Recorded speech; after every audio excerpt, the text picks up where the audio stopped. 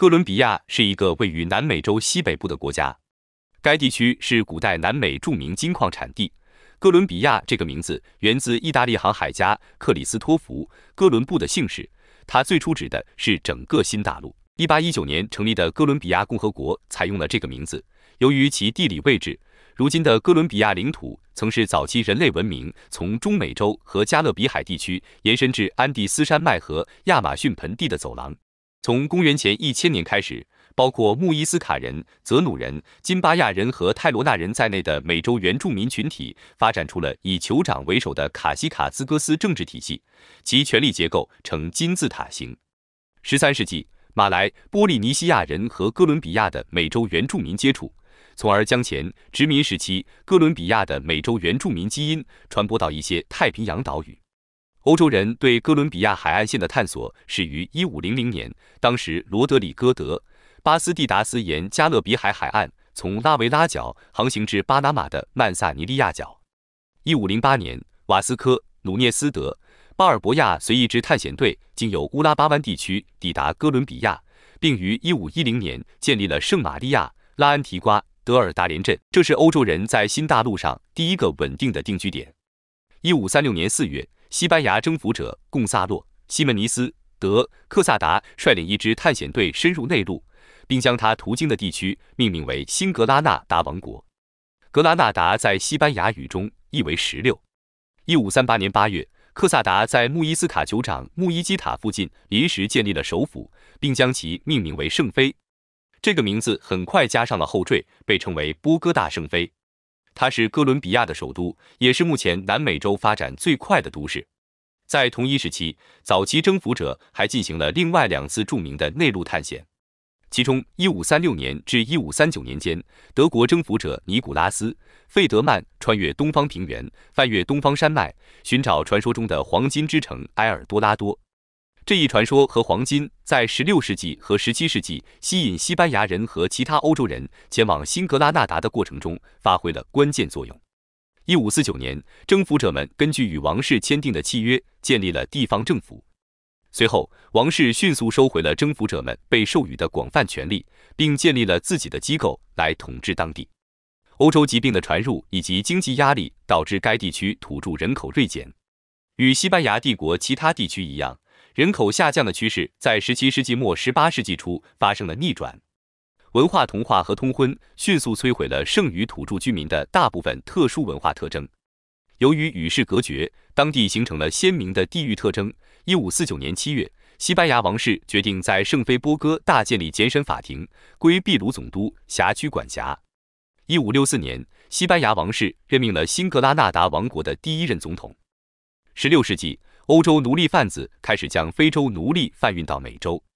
西班牙是唯一一个没有在非洲建立奴隶贸易站的欧洲强国。西班牙帝国依靠的是奴隶贸易许可制度及向其他欧洲国家的商人颁发许可证，允许他们将奴隶贩运到美洲。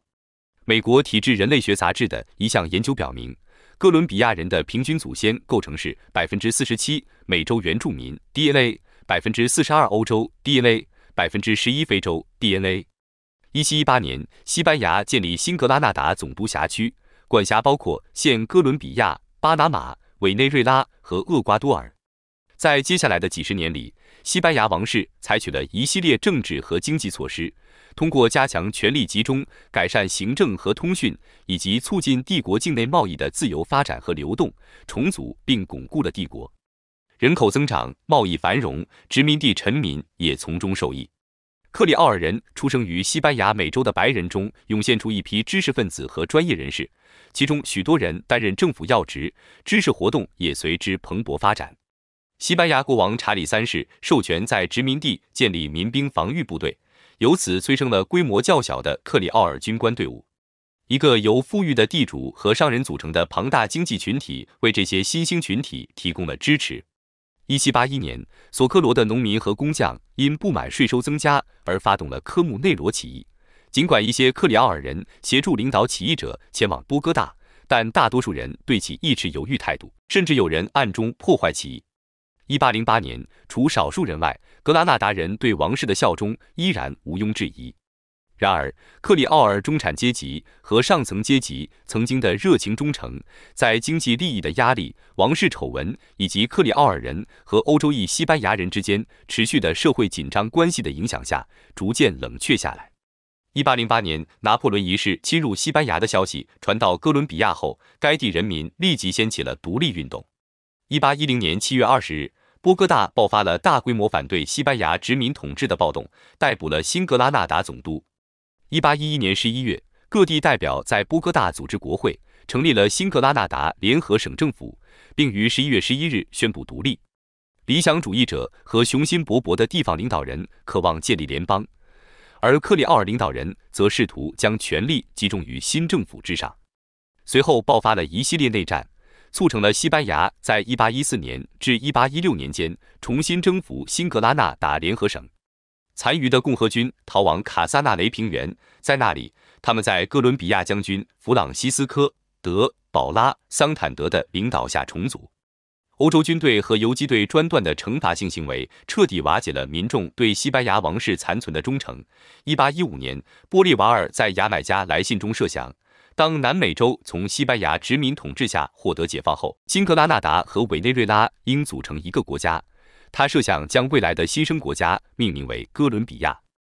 1823年，玻利瓦尔应秘鲁爱国者的请求，经国会批准，率哥伦比亚军队进入秘鲁同西班牙殖民军作战。1824年，哥伦比亚与秘鲁联军打败西班牙殖民军，秘鲁获得了独立。玻利瓦尔率军在秘鲁作战期间，桑坦德尔代行总统职务，主持哥伦比亚政务。桑坦德尔主张建立联邦制的政权，并联合地方势力反对玻利瓦尔团结统一的政治主张。随后，文职和军事人员为争夺公职而展开的竞争以及地区间的猜忌，最终导致1826年委内瑞拉爆发了由何塞·安东尼奥·帕埃斯将军领导的叛乱。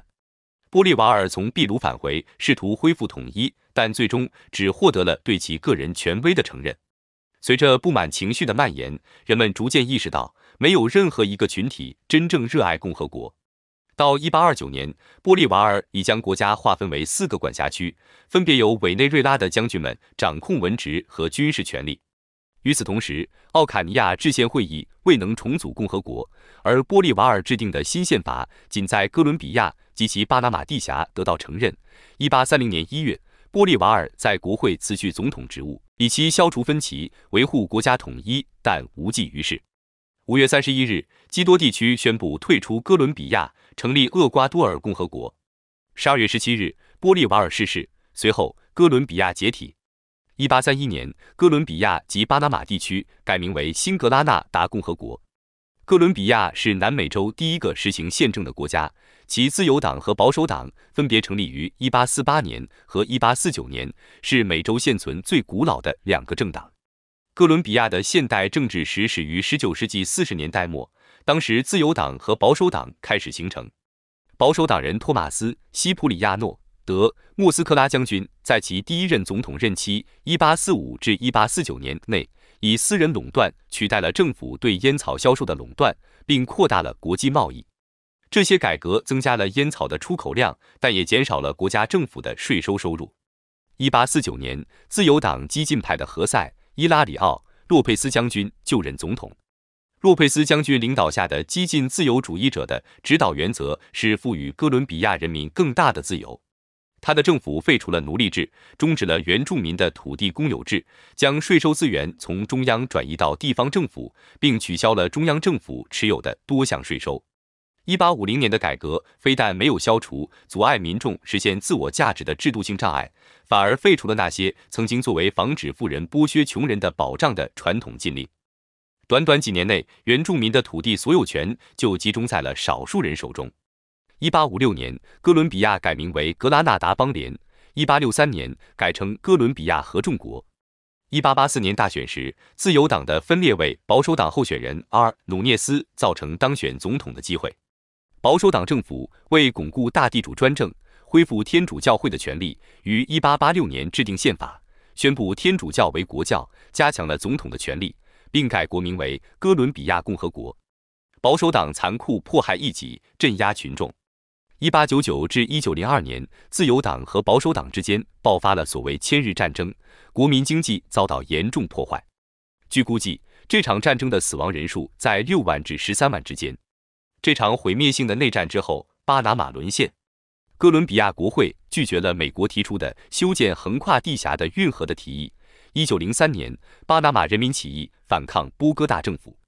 他们与美国谈判达成一项条约，美国同意修建运河，并向巴拿马支付年度款项，以此换取美国在巴拿马设立一个16公里宽的运河区。尽管美国政府后来同意向哥伦比亚支付2500万美元，但这一事件使哥伦比亚与美国的关系在多年内都处于紧张状态。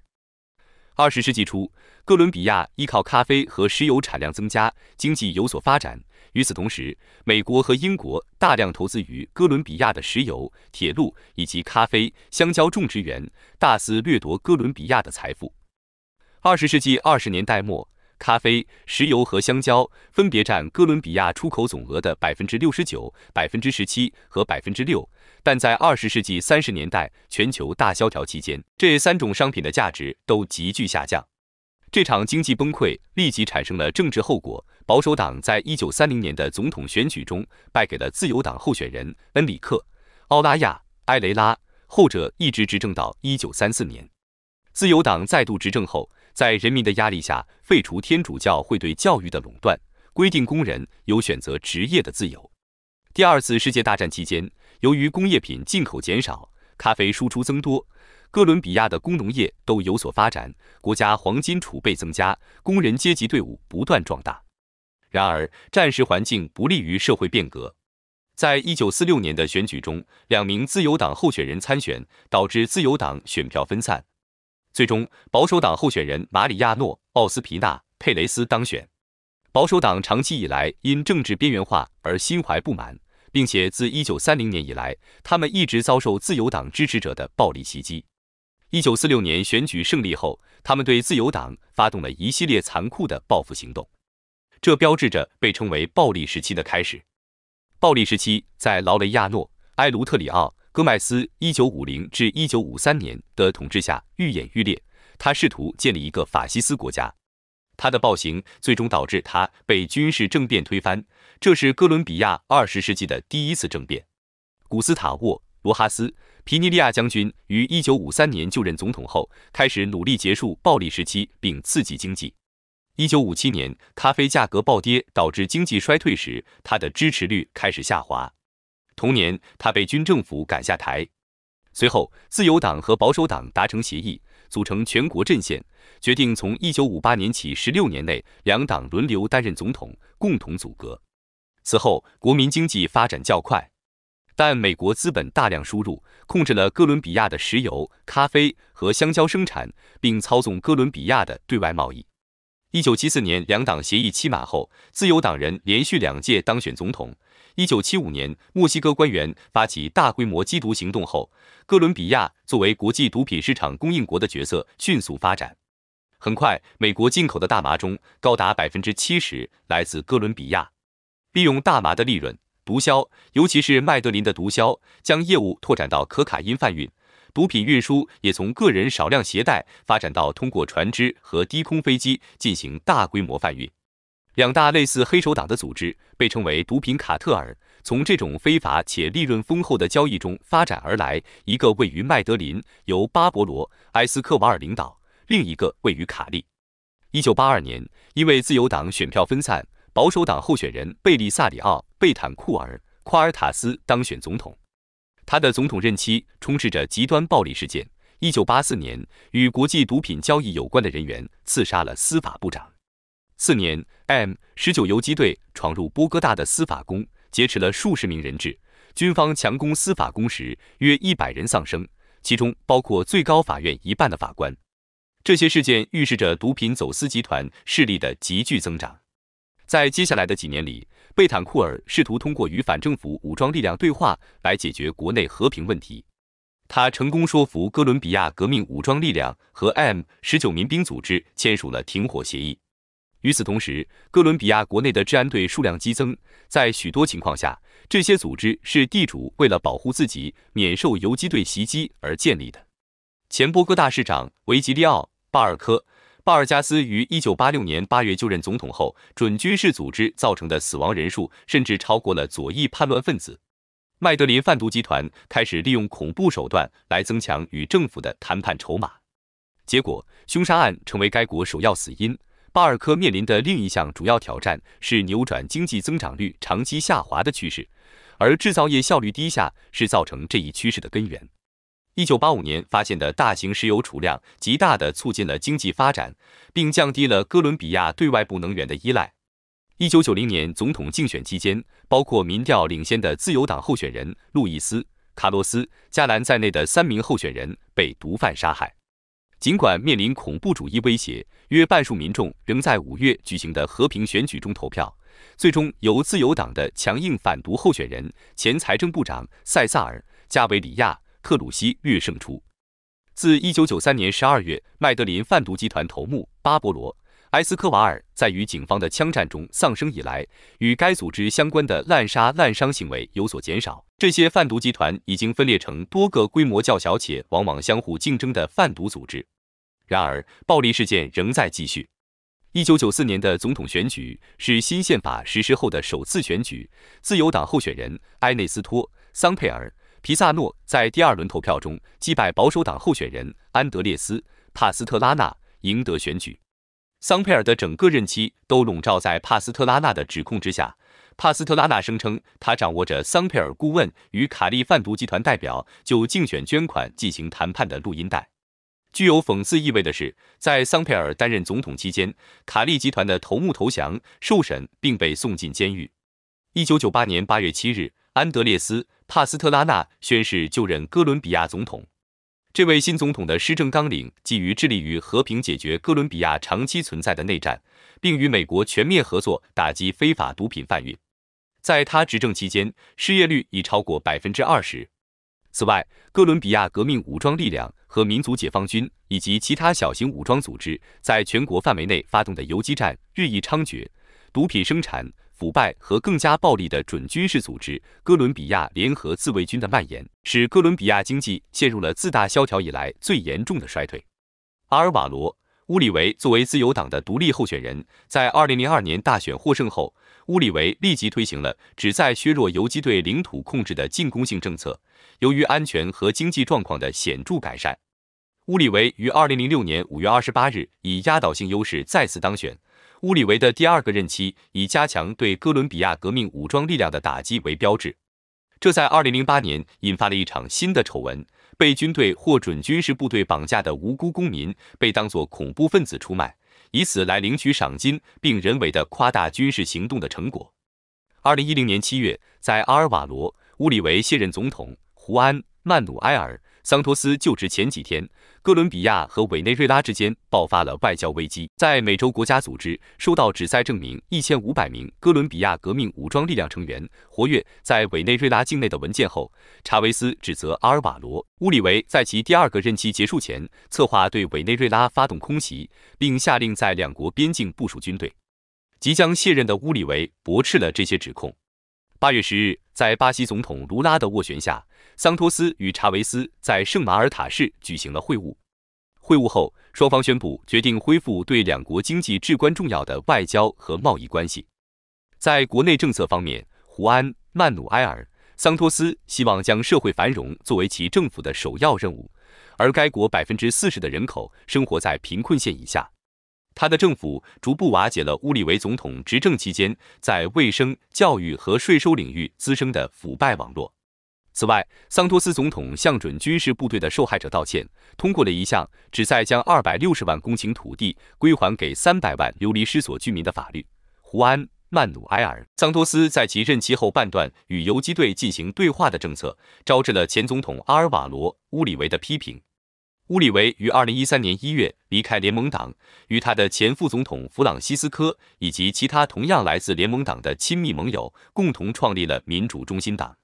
尽管在第1轮投票中，民主中心党的候选人获得了近29.25%的选票，超过了时任总统，但胡安·曼努埃尔·桑托斯在第2轮选举中成功实现了连任。2016年6月23日，哥伦比亚革命武装力量与胡安·曼努埃尔·桑托斯政府签署了最终停火协议。哥伦比亚革命武装力量的解散，导致其曾经控制的地区暴力事件死灰复燃。2018年5月，保守派民主中心党候选人伊万·杜克赢得总统选举。2019年2月，在哥伦比亚总统伊万·杜克帮助委内瑞拉反对派政治人士向该国运送人道主义援助后，委内瑞拉总统尼古拉斯·马杜罗切断了与哥伦比亚的外交关系。2022年6月19日举行的总统选举第二轮投票中，前游击队员古斯塔沃·佩特罗以 50.47% 的得票率击败右翼候选人鲁道夫·埃尔南德斯。佩特罗成为该国首位当选的左翼总统。目前，哥伦比亚是南美洲第3大经济体。哥伦比亚是世界上17个生物多样性超级大国之一，其单位面积生物多样性水平位居世界第1，总体生物多样性水平位居世界第2。据世界卫生组织统计，其医疗保健体系在拉丁美洲排名第1。哥伦比亚自然资源丰富，严重依赖能源和矿产出口。绿宝石储量全球居首，出口量占世界总供应量的 50%至 60%。由于土壤肥沃、灌溉便利、气候温和，非常适合大规模的种植粮食和咖啡、香蕉、鲜花等经济作物。其中，咖啡和香蕉出口量位居世界第3，鲜花出口量位居世界第2。